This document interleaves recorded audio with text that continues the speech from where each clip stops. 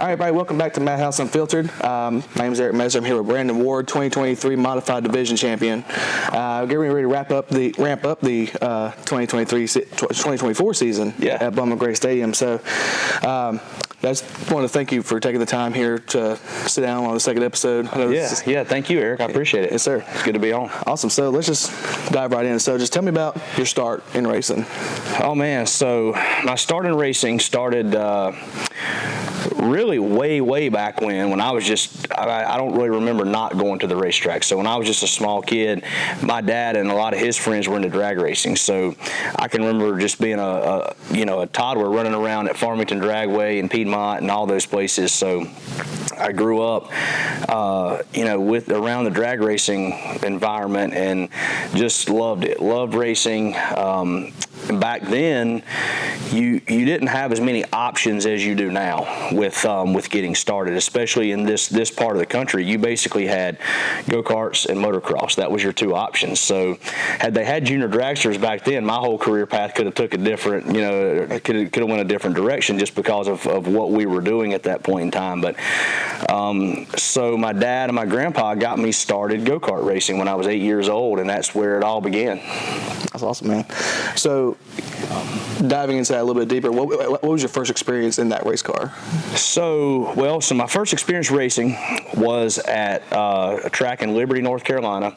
Very first go-kart race I ever ran. I can remember going there the week before the race and watched. And back then they're pretty strict on you had to be 8 years old to start. And so I remember the week before I turned 8, we went and watched. That very next weekend was when it all began. I started when I first turned 8. We were able to get a handful of races in that season because I turned 8 in October, so the season was winding down that year. And then the following year, I started at Liberty and ran the whole deal there, and that's when it all began, was racing go-karts at that racetrack. That's awesome, man. So you mentioned your father. Is that what gave you the drive to start driving early, like that early? Yeah. So, like I said, him and a lot of his friends were involved in the drag racing and stuff, and had the drag cars. And he didn't really race a lot then. My dad raced some go-karts when he was younger, and then a little bit of the drag car stuff. And then he helped a friend of his, Steve Adams, a lot on the drag cars. And so you're just being around it from the day I was born, just being around racing and having an interest for that and for the cars is where it pretty much started, was through him. Yeah. Perfect. So coming up the ranks as you grew as a driver and kept climbing the ranks and everything, what was one of the favorite series that you raced in? Well,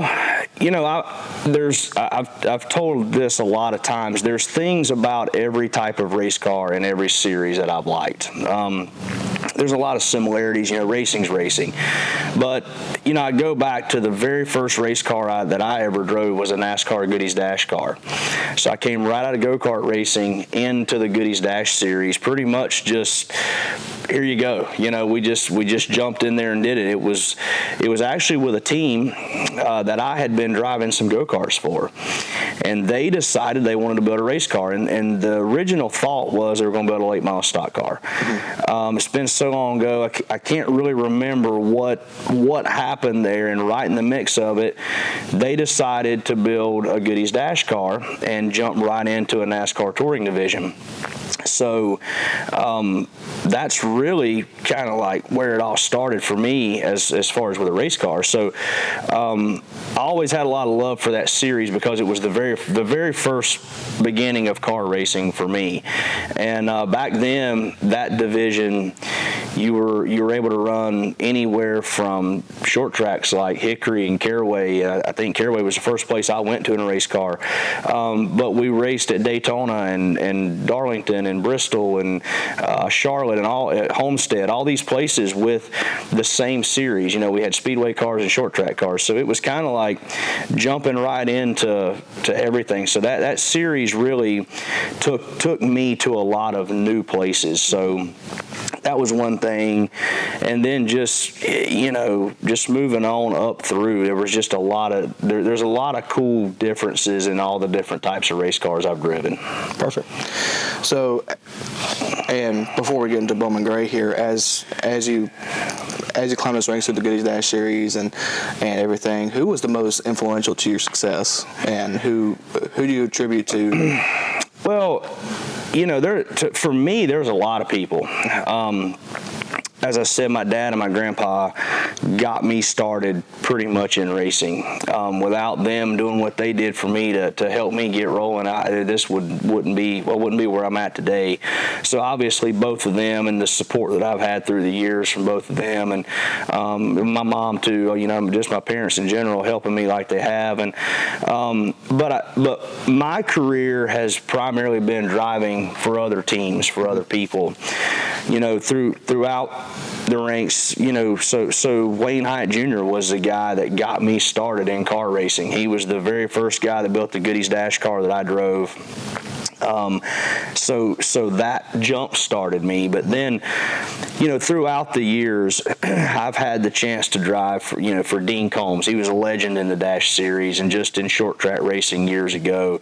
Robert Huffman drove late models for the Klein brothers.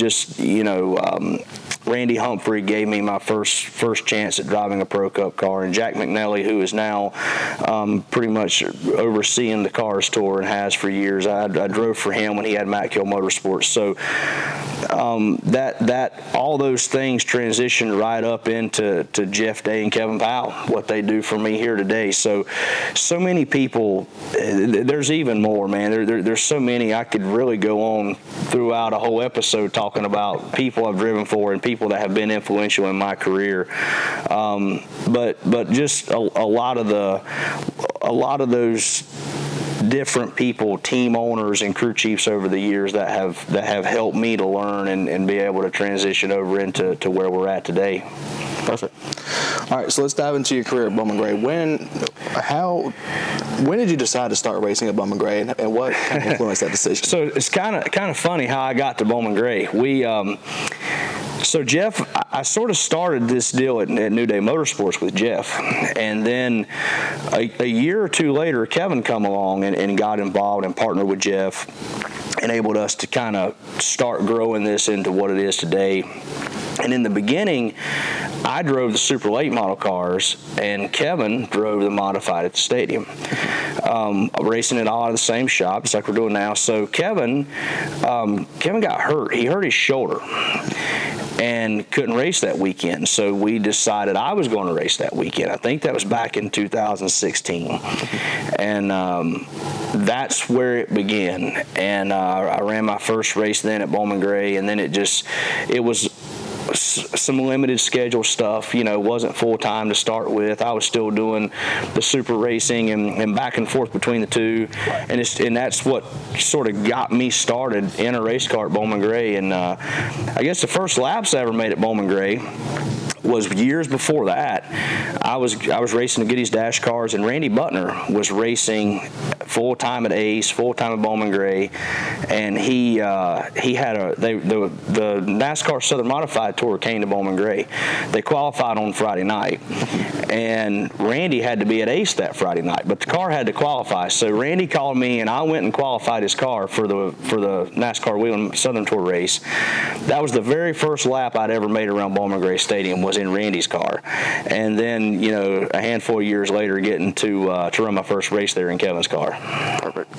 Awesome. So let's dive a little bit deeper into your story with Newday. How did the relationship initially come about? So I was racing in the UARA series with the Klein brothers and Rayco Safety and that deal at that point in time, and that's when I met Jeff Day.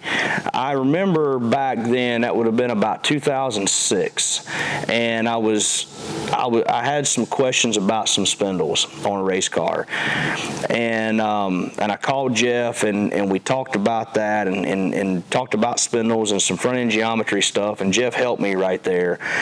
And then I went on and I was Pro Cup racing, and I had developed a friendship with Jeff, and Jeff was racing with some other people, and Jeff needed some help. He wanted me to come test a race car for him, and like I said, Jeff had at that point in time, he had came to some Pro Cup races and helped me on the weekends and just had got to be friends, and that's what really started my involvement with Newday Motorsports, was just becoming friends with Jeff. And I remember the very first race I drove for them was at Greenville, South Carolina, a super late model race. And it was a limited schedule because I was racing the Pro Cup cars full-time at that moment. And Jeff said, well, we'll just go race when we can. So sort of started as a part-time deal for me and Jeff and I working together. And then a couple years into that, Kevin contacted me, and I got Jeff and Kevin together, and then that's when they formed the partnership to start, building what we have built today with Newday Motorsports. Perfect. And so, what does it mean to you to have the trust of people like Jeff Day and Kevin Powell here? It's great. I tell people all the time, it's not like, it's like home for me to drive for Jeff and for Kevin. They're two of my best friends. Working for Kevin's been great. You couldn't work for a better guy, and it's just really it's been a great experience for me. It's been a long-term deal for me. They're the two that I've driven for the longest in my career. So to see where we started and to see where we've been able to grow to, it's just a true testament to what they put into this program and the people that they've assembled behind them. And it's really been a good experience for me. And like I said, it's something that started so small and has turned into what it is today. Perfect. And we talked about it briefly last year when we did the champion story for the banquet. Yeah. But just walk me through your 2023 season one more time and how the changes y'all made and the process into becoming a track champion. Well, so in the past we'd been racing at Bowman Gray for a handful of years, and 2016 we ran all the races and we were able to win Rookie of the Year, and then the next couple of years we ran most of them, but we'd miss a race or two here and there because of having other obligations and races elsewhere. And then let's see, in 2021 we were back there complete full time. 2022, we led the points throughout a lot of the year. The very end of the year, we sort of fell off, and Will Spa and I had raced the tour cars together a handful of years back, had a lot of success, won a lot of races there. We brought him back in to crew chief for 2023. That took a lot off of me, and it was great to have him back because he and I worked together so well. So that was a decision Kevin and Jeff made to bring Will back in, built a brand new car, really went into 2023 with the focus of trying to really chase for a championship. And at Bowman Gray, there's a lot of things, man, a lot of things that can go your way or not go your way. And fortunately, we had some things that did go our way and a lot of consistent runs through 2023. And I feel like, the way Kevin and Jeff structured this thing last year and bringing Will back on board to work with me, I feel like that was a big boost to having a chance to win that title last year. Awesome. And just a little factoid that I got from Justin Mincy. So only 3 people have been able to be either Burt Myers or Tim Brown for a modified championship in the past 28 years. Right. So that's Junior Miller, Danny Bone, and then you. Right. So what does that mean to you to be in that conversation? Well, it means a lot because that place is tough. It's really tough, and you take Bert and Tim, and they're good everywhere they go. They're really good over there. They've got a lot of time invested, a lot of money invested, and just a lot of experience at winning at that place. So. And the results show that. So when you're able to show up over there and compete with the guys that have been there for so many years and so long, it means a lot. And anywhere we go, we want to win. We want to win races. We want to win championships. But to win one at Bowman Gray Stadium, just with the history throughout the years that Bowman Gray has, it's something that's really special. And it took a little while for it to sink in. But afterwards, you realize just how tough it is to do and just how special it really is to be able to. I can remember the first race I won over there. It was cool to finally get to race there and get to win a race there and then to win a championship there is just right down that same path. It means a lot. And one more question about your 2023 season before we dive into 2024. So was there any moments throughout your 2023 season with all the changes that y'all made that any kind of like doubts set in, or were y'all confident throughout the whole year? Well, I mean, I think every time you go out there and you're practicing and you're not as fast as you want to be, you're like, man, you're wondering, is this going to be the night that we're not as good as we want to be, and it changes the game. But no, not really. I don't have doubts in this operation, and I felt like we kept making gains as the year went through, with Will and I getting back together again for the first year and a brand new race car. We had a lot to tackle, a lot to learn last year. First year we were running 2 cars as a team over there. So we had a lot of new things going on.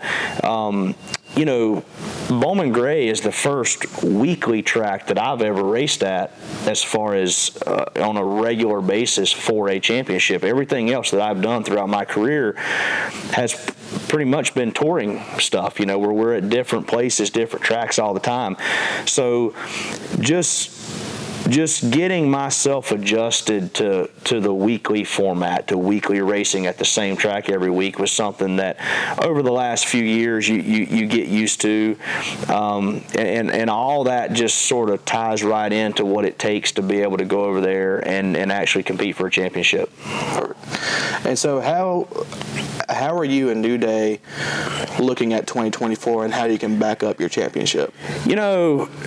It may sound crazy, but I don't even really think a lot about it other than just doing what we do. We try to work hard every day. Like, we got a lot left to do this week to get ready for this season opener this week. We'll dive right in it here in a little while and be on top of these race cars like we always do. The guys in the shop do a great job, and we really just prepare to be competitive and to go try to win races. That's the only way I really know to do it, is to just 2024 is a new year, and we need to go try to win the Hayes Jewelers 200. That's the focus right now, and to try to get through that first night, try to get a win, and then try to win races and let the points kind of fall how they fall. Yeah, and like you said, the Hayes Jewelers 200 is this weekend. We're down to 0 hour here. That's right. So, what's the mindset of you and your team going into this Hayes Jewelers 200? Knowing, last year when you won the championship, it was similar to Tim's. So you won the championship. You were very consistent throughout the year, but you didn't win a race. Yep. So, what's your mindset going into this season and the Hayes Jewelers 200 this Saturday? So the year before, it's like I said, we won races, but we didn't win the championship. Last year, the roles reversed, but this year, like I said, the goal is to win races. I feel like if you win races, then have consistent finishes. That's where it all happens. But about the Hayes Jewelers 200, I'd love to win it. That's one that we haven't won yet. We've won 25 lapper. We've won the 150, I think, 3 times. We've won 100 lappers. We've never won the Hayes Jewelers 200. I've ran second in it, third in it. Never have won that race. So to get that one marked off the list would be a great start to the season. And kind of the big news for the 2024 season is NASCAR's acquisition of Bowman Gray Stadium. Right. So what are your thoughts regarding that? How do you think any changes? What do you think any changes have come about, and what are your thoughts? That's probably the $1 million question that everybody's been talking about, and honestly, the only way I know to answer that is I don't know.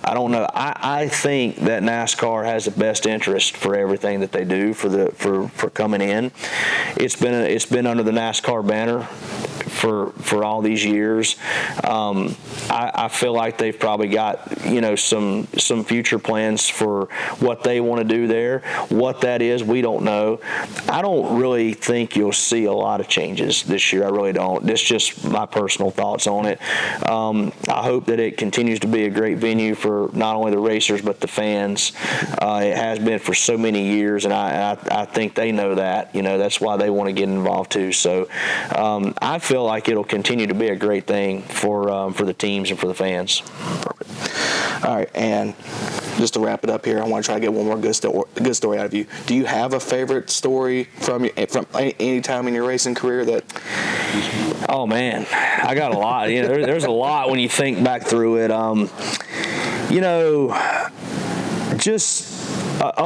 There's a lot of stories about winning races that you can tell. There's a lot of stories that don't even involve winning or being at the racetrack at all. Just being here in the shop and the friendships I've made over the years and working with this group and all these people. I guess, one thing that always jumps into mind is my first ever win in a race car being at Bristol Motor Speedway. That was pretty big back in 2001.